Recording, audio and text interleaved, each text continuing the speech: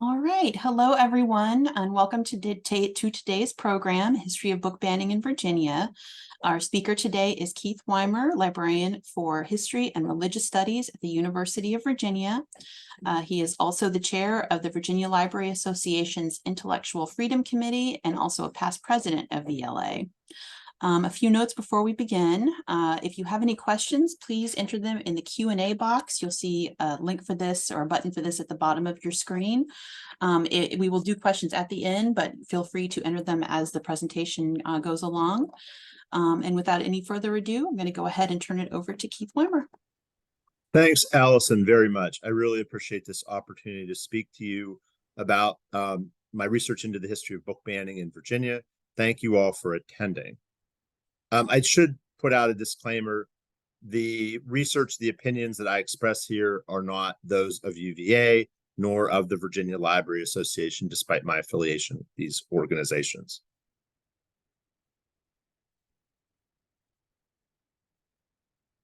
Okay.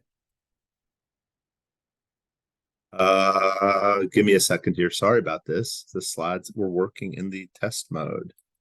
There we go. Thank you. So why Virginia? Why talk about the history of book banning in Virginia? So Virginia occupies a historic position within the United States.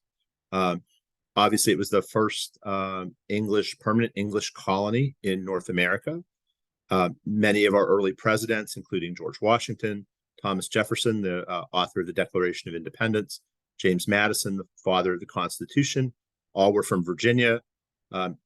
It's also been a crossroads between North and South, so it's partaken of enslavement and segregation, but it's also been influenced by other trends that sometimes affect the more northern states.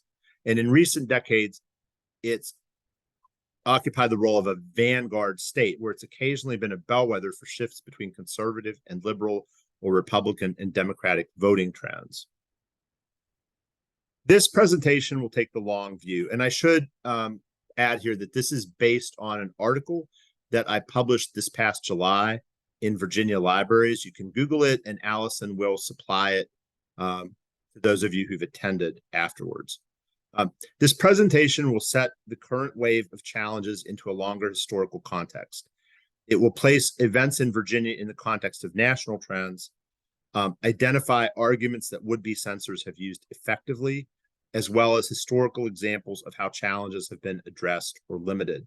This is not intended to be a comprehensive survey of every book challenge or attempt to ban or restrict books in Virginia's history. Rather, what I plan to do is focus on broad historical trends, as well as modern examples where initial challenges have then implicated a broader range of reading material and affected state or local politics. So to be clear, when I use the phrase book banning, I've had some pushback. People have said, these books are not really banned. They're still available in bookstores. Nobody's trying to restrict their publication, or at least not yet. But I need to be clear that at different phases in Virginia's history, we're talking about outright bans, certainly in earlier periods of Virginia's history. And in current, the last 50 years, which are going to be sort of the major examples I'm going to go into here, you're talking about an actual use of political authority to restrict access and discovery of materials, with an intention of trying to make sure that as few people access these materials as possible. Okay, so I do want to stress that even though the current set of challenges have historical antecedents, it's not necessarily just cyclical, like, oh, this is the 80s all over again, or something like this. Each upsurge of repressiveness reflects the particular political, cultural, and technological realities of those years, to quote the historian Paul Boyer from his book Purity in Print, which is a history of book censorship in the United States. That said, race, sex, and religion have tended to be recurring themes in book bans and challenges throughout Virginia's history, as well as the history of the United States. The first actual book ban that I've been able to identify in Virginia's history was enacted in the year 1660. And you see that depicted in this upper right image here. It was an attempt by the General Assembly and Governor Sir William Berkeley to suppress the publications of the Quakers completely. The Quakers were, as you may know, a Protestant religious sect. They tend to be associated in modern times with very progressive causes. Even in this era, they were associated with egalitarianism. Women were allowed to preach, which was very controversial. They had come out of the English Revolutionary era of the previous 20 years before 1660. They came out of groups like the Ranners, these sort of Protestant sects that argued that since Christians were under God's grace, many conventional notions of morality didn't apply. So at this time, the Quakers were also associated with sexual license. There's actually a movie, Fanny Lie Delivered, that depicts sort of the early Quakers and their radicalism. And they were unpopular in other places too. England, obviously, as well as New England. There were efforts to suppress them and drive them out. Around this time, the early 1660s, enslaved Africans began to outnumber white indentured servants for the first time in Virginia's history. So you also saw laws that were passed that were attempting to drive the wedges between these two groups, lest they make common cause in some way. And also that, again, attempted to limit the more egalitarian implications of Christianity. So in 1667, the General Assembly passed a law that made it clear that baptism did not provide any kind of freedom for the enslaved. You couldn't become a Christian and then obtain your freedom on those grounds. And you found planters more informally very, very reluctant to provide religious instruction for the enslaved. And this persisted for many decades until the early 18th century, when the Bishop of London decreed that planters should in fact provide religious instruction for the enslaved after a petition sent to him by some enslaved Africans. So clearly some people were acquiring the means to read and write English. That said, the developments of the 1660s really kind of kicked off what became two separate intellectual freedom regimes for Black and white Virginians that lasted in some form for the next 300 years. So you saw this through the centuries of enslavement. In 1831, for example, in the wake of Nat Turner's uprising, the General Assembly passed a law forbidding education for free or enslaved Blacks. Now, some planters continued to provide instruction in private. And during this time, during the decades before the American Civil War, the literature of abolitionists was banned. It couldn't be sent through the mail. If it was discovered, it could be confiscated. There's stories that Uncle Tom's Cabin was actually burned on the campus of the University of Virginia, for example. After the end of the Civil War, for another century, you had a system of separate and unequal schools, separate and unequal libraries under the Jim Crow system. You see here in this lower right-hand image, a sit-in at McKinney Public Library in Petersburg in 1960. When the library opened in 1920, the basement was supposed to be reserved for Black patrons, but the card catalog was on the main floor for whites only. The two parts of the building were not upgraded equally. In Danville, in the same period, there was a branch library for Black patrons that received discards from the other libraries in that system. And in 1960, there were sit-ins to desegregate both libraries. So this history lasted until about the last 60 years. And you see its legacy continued to be reflected in ongoing social justice debates within the library profession. Whether children's books that many regard as racist should be in collections, whether the library profession has historically either actively supported things like segregation and separate and unequal, whether the library's notions of intellectual freedom have sometimes harmed patrons of color or LGBT patrons, for example. I do think since the 1960s, we've gotten used to a sense of progress. And recently, I think this has been radically called into question by the current wave of challenges, which seem to have gone further even than some of the challenges of that era. But we've gotten used to the idea of an increasing freedom of expression, increasing diversity in library collections, and increasing attention given to marginalized voices. There's also been a shift from forms of state or national support for censorship to a pattern of more localized challenges where people come into a library, patrons, and say, I object to this particular book or that particular book. When I talk about national support for censorship, what I have in mind here are the Comstock laws. These were passed around 1870, and they're named after a man who kind of was the sort of inspiration for these laws. The idea is to prevent the spread of obscene material through the mail. This included discussion of women's sexuality, anything LGBT.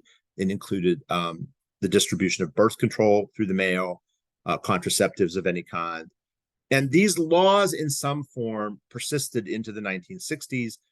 The definition of obscenity was fairly broad, and things, as we'll talk about, like in my next bullet point here, sort of the publication of Allen Ginsberg's poem How, the publication of books like Edgar Burroughs' The Naked Lunch in the 1950s and 60s.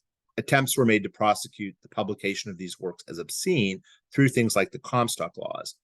The Comstock laws were not intended to reinforce Jim Crow, but they did operate in tandem. So you had Jim Crow and you had the Comstock laws, and ideas of what was sort of to be expected in a library collection were heavily influenced by sort of the running of these two kinds of systems together, I believe. So this was patterns of censorship that encompassed adults as well as children.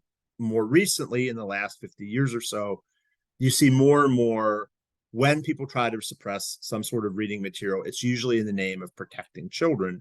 But things like the publication of Allen Ginsberg's poem How, as late as 1957, or Edgar Burroughs' Naked Lunch, both books aimed at adults, there were attempts to prosecute these titles as obscene, even though they were not aimed at children.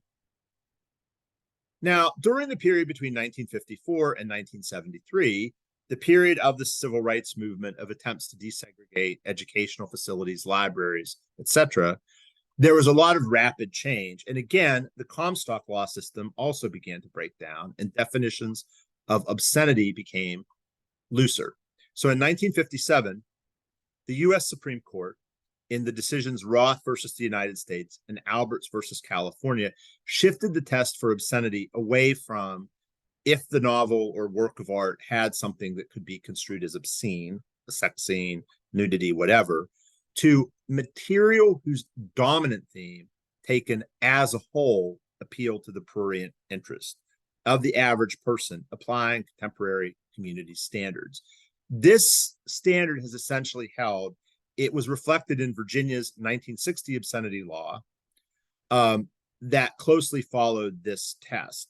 And that's persisted to the present day. It's the work taken as a whole. Its dominant theme should appeal to the prurient interest, not a scene or a couple of scenes in the work.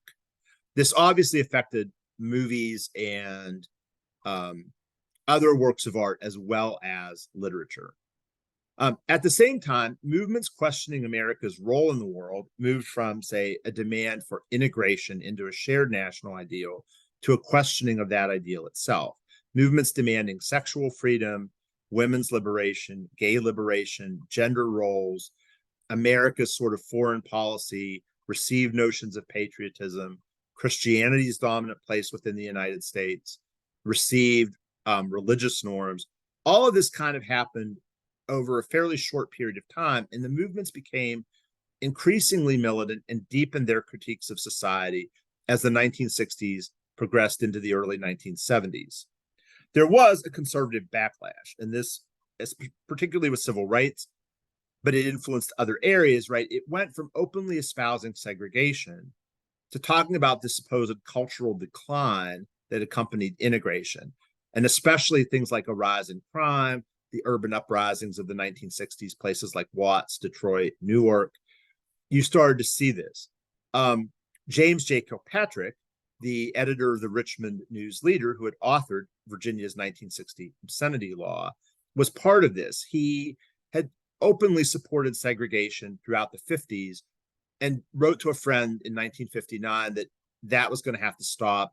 It was going to have to begin to find other ways for talking about the same things that people like him and his intellectual sort of allies were concerned about.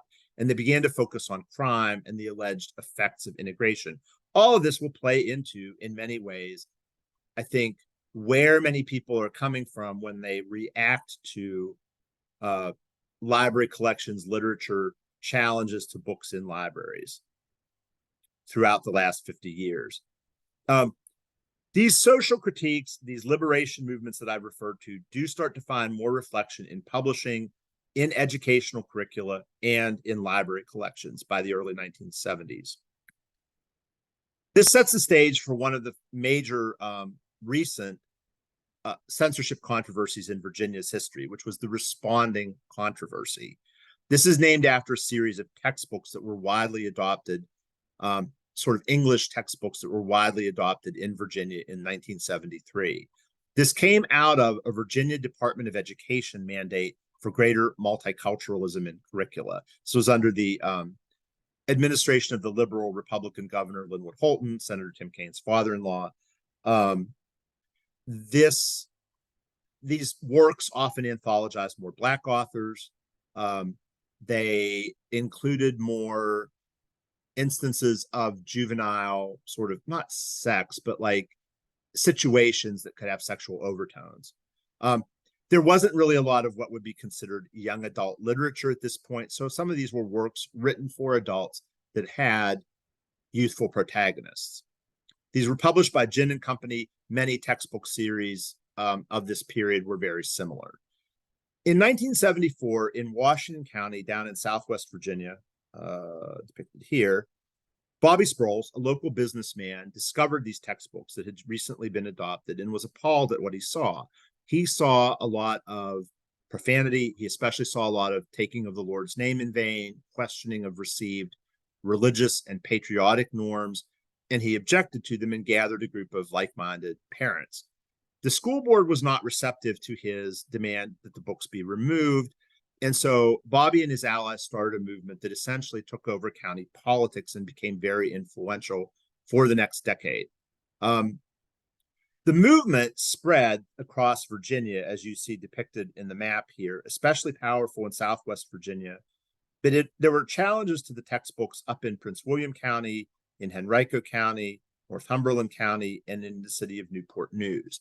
In most cases, the textbooks were retained. However, the protests influenced the Virginia Board of Education to draw up a new list of textbooks in April of 1975, and they announced that they expected parents to have the right to review textbooks proposed for their school orally and in writing.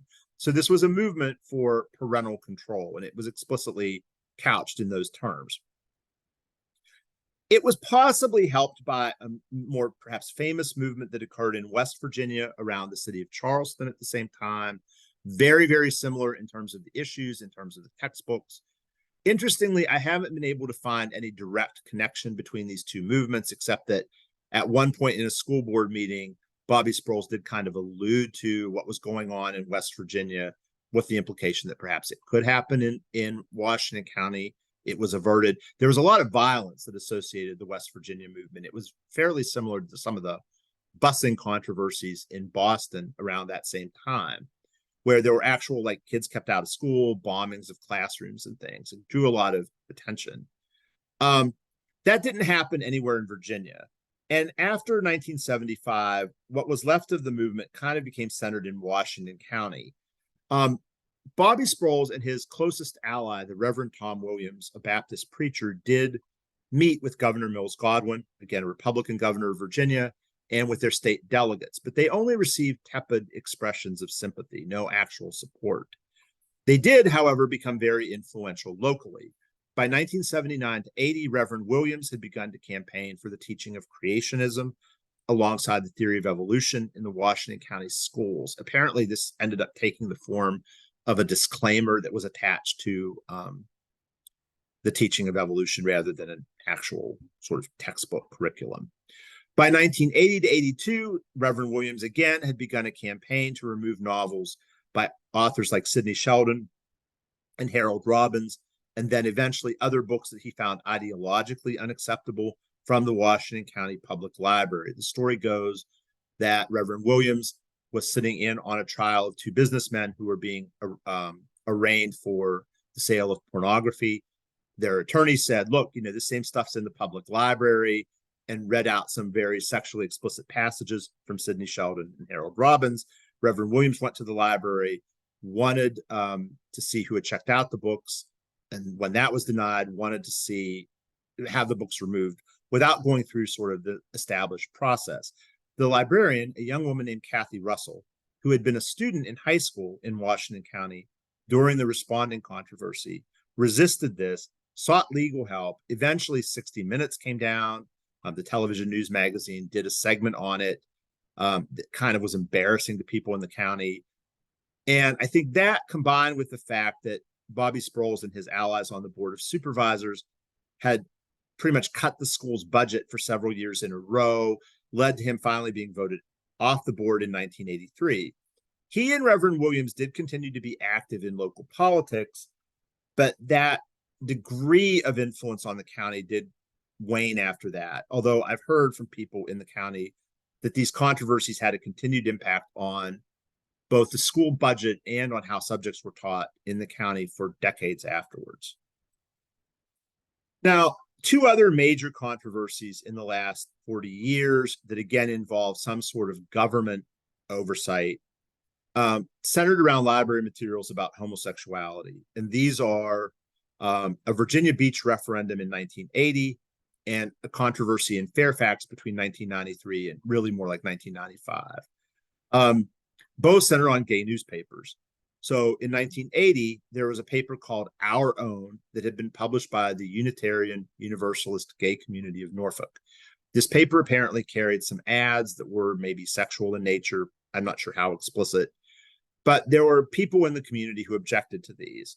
And it eventually, back and forth about how much the library should, whether the library should carry this newspaper, display it at all, or should completely remove it, led to a referendum in the fall of 1980, in the November election, quote unquote, on whether the libraries should carry publications depicting or advocating homosexual acts. It is not entirely clear whether this was wording intended to specifically remove the newspaper or whether the author, who was a local pastor who had been involved with Anita Bryant's late 1970s campaign to limit civil rights for homosexuals, whether he had a much wider range of materials in mind. Anything that he saw as too gay friendly would have been removed. It was an advisory referendum. It didn't actually have the force of law. By this time, the American Civil Liberties Union had filed suit on behalf of the Unitarian Universalist gay community of Norfolk. And when the ACLU agreed to drop the suit, the city agreed to stop discriminating, and nothing really came of it. There was a bigger struggle in Fairfax about a decade later, and these centered around complaints about a newspaper called The Blade. It was quite similar to Our Own. The Blade came out of Washington, D.C. This time, there were objections to sort of the lifestyle as such that was depicted in The Blade. There were demands that the library include titles that would have advocated things like conversion therapy, and questions about confidentiality of minors' access to library materials, whether parents should be able to see what their children had checked out even up to the age of 18. The compromise settled at age 12. The books on conversion therapy were included in the library. There were demands to remove members of the library board who had stood up for retention of this newspaper. And in fact, it even spilled over into a local race for the House of Delegates, where a woman who had been too closely aligned with the opponents of the Blade lost the election. If you look at the woman here depicted with the patterned blouse, her name is Karen Jo Gano. Karen Jo was a mom in Fairfax during this period. She was very conservative. She founded a group called Family Friendly Libraries. This group became very influential in the late 90s. It drew a lot of media attention. In some ways, it prefigures groups like Moms for Liberty, although again, I haven't been able to find a direct connection between the groups. Karen Jo, somewhat similar to Bobby Sproles and Reverend Williams, advocated local control, right? She wanted to run candidates for things like the school board, the county board of supervisors, with the goal of shaping libraries as what she called family-friendly institutions that would reflect her ideas of the family, which were very conservative and anti-LGBT, even though she tried to disavow that. She said, I'm not homophobic. I think there's a quote, I think the Blade should be kept in the library the way you kept Mein Kampf in the library to see what's trying to destroy you. So at any rate, Karen Jo's movement kind of faded out after the late 90s. But the activism of another Fairfax County mom, Laura Murphy, pictured here, did lead to a statewide solution to approach problematic library materials that has become pretty influential and stayed with us. So Ms. Murphy was a mom. Her son was taking an advanced placement English class, was a senior in high school in the year 2012. They were required to read Toni Morrison's novel, Beloved. Ms. Murphy and her son were horrified by some passages that described sex scenes, alluded to sexual acts, and depicted a violent scene, including the murder of an infant, where the main character wants to prevent her child from being enslaved. She said that, if this had been a movie, I would have had notification, but I didn't have any kind of notification of this book or any option to request a second assignment. So what she did, when the school board, again, rejected her request for parental notification, she worked with political contacts to create a state law in the General Assembly. This bill did pass with bipartisan support, but it was vetoed by Democratic Governor Terry McAuliffe in 2016. The Virginia Library Association was among the groups that asked Governor McAuliffe to veto the bill out of concerns that this kind of notification would create a chilling effect where teachers would be reluctant to teach difficult works with perhaps some sex or other things that people might find objectionable, because the standard could be quite vague, even though it was seemingly clear. In 2021, this all came back in Governor Glenn Youngkin's successful campaign against Terry McAuliffe for governor. Glenn Youngkin featured Laura Murphy and the veto and began to talk about parental control for education. This was also a period where there was a lot of concern about COVID restrictions and the teaching of so-called critical race theory in the schools. In one video, Glenn Youngkin links up Laura Murphy talking about this veto and then cuts away to an image of Black kids fighting in a cafeteria and says, now our schools are in chaos. Youngkin did win his election. Parental control was seen as a potential long-term winning issue for Republicans. Clearly, it has become very influential in other states that have gone further in Virginia in terms of laws that were passed.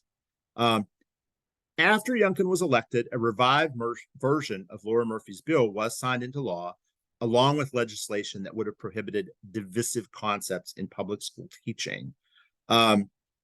But that wasn't the end of the story. In 2023, additional bills were introduced in the General Assembly that would have required school librarians to flag sexually explicit material. So now beyond works required for classroom assignments, but anything in the library that could have been used by students. A bill that would have attempted to redefine obscenity away from the work taken as a whole standard, and a bill that would have prohibited colleges and universities from showing any sexually explicit content to minors, either in art exhibits, movies, books, etc. All these bills were defeated, but this issue hasn't gone away, so stay tuned. So in conclusion, many of the things that we've seen in the last 50 years closely reflect some of Emily Knox's research into censorship in libraries that she published in 2014. These include demands that schools and libraries reinforce community norms as identified by the would-be censors, and a perception of halting or rolling back social changes as, for example, those of the 1960s or the past decade. To be sure, there have been progressive calls to restrict library materials as well. One of the more famous of these tends to center around The Adventures of Huckleberry Finn. These have tended to be demands that it not be used as a required classroom text. They have not typically involved demands that the book be entirely removed from a library, nor have they involved any kind of search for political solution to involve government. Many of the more conservative expectations about what should be in libraries, I think, have been powerfully shaped by a constructed regime of racial and sexual norms that began to break down about 60 years ago. The widest support for censorship clearly tends to surround school texts and children's literature with concerns over foul language and sexual material, generating a wider support beyond the activists who actually demand the removal of these materials. Those who are activists tend to read texts very literally. The idea is if a student reads about doing something or reads about a racist attitude or whatever, the assumption is they will adopt those unconsciously, or they will want to act on whatever they're reading about. Those involved in censorship do tend to see reading as a very powerful experience. The current level of political support for censorship really marks a new development. In some ways, it's a throwback to things before the 1960s. In some ways, it goes beyond. Social media compounds all of this. Things like doxing and threats against librarians are new. It's also worth pointing out that demands of censors tend to grow over time. They don't seem to be easily appeased by meeting some first objection. Certainly the resistance seems to cause demands to grow, but I think even when one demand is met, then it leads to more and more. And they do tend to be connected to other issues like the school budget or things going on in the schools, COVID, whatever. And this may also be true for opposition to the efforts of censors. The opposition for efforts to censors tends to be a combination of firm stances by individuals like Kathy Russell, but also shifting support within the community. So as Washington County, what began as kind of an insurgency then became the establishment. People were more sympathetic to the textbooks than to the public library literature. Outside media attention can play a powerful role, as does intervention by state or national organizations like the Virginia Library Association, American Library Association, or American Civil Liberties Union. With that, I will take questions, and I do also have a bibliography of the works I consulted in producing this. Thank you. So yes, like I said at the beginning of the presentation, if you have any questions, please go ahead and type them into the Q&A box at the bottom of the screen. We do have a couple questions in there about whether or not this session is going to be accessible later. Yes, it was recorded and it will be posted to the library's YouTube channel. There will be information about that in the follow-up email that you will receive. Additionally, there will be a link in that email to Keith's paper that he mentioned at the beginning of the presentation. So if you're interested in reading that, you will receive a link to that. So yes, so I don't see any questions at the moment. I'll give it a couple more minutes, but thank you everyone for attending today. Yes, thank you. And, yes, and thank you, Keith, for a very interesting presentation. This is great. But yes. Okay, so yeah, so I don't see any questions, so I guess we'll go ahead and wrap it up for today. But again, thanks everyone for coming, and thank you, Keith. Thank you. Yes, take care, everybody. Everyone have a good day. Okay. Oh, actually, you know what? We've got one question. Okay, sure. Okay, so Coral asks, do you have any examples of successful fights against censorship? So the Washington County fight, I would say, would be the most successful. Other things, it's kind of gone back and forth. I think recently it looked like Appomattox, there was an attempt to remove, what was it, a pride display led to controversy, and that seemed to have been ultimately defeated. And maybe even Botetourt County. I feel like the jury's still out on recent things.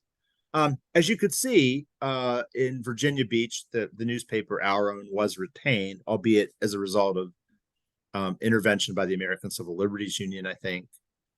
Washington County, I think, is a good example of a more homegrown, and it just involved the librarian holding firm. The Friends of the Library really came to her aid. That was, I think, a really powerful experience. Again, I think outside media attention became a key there as well.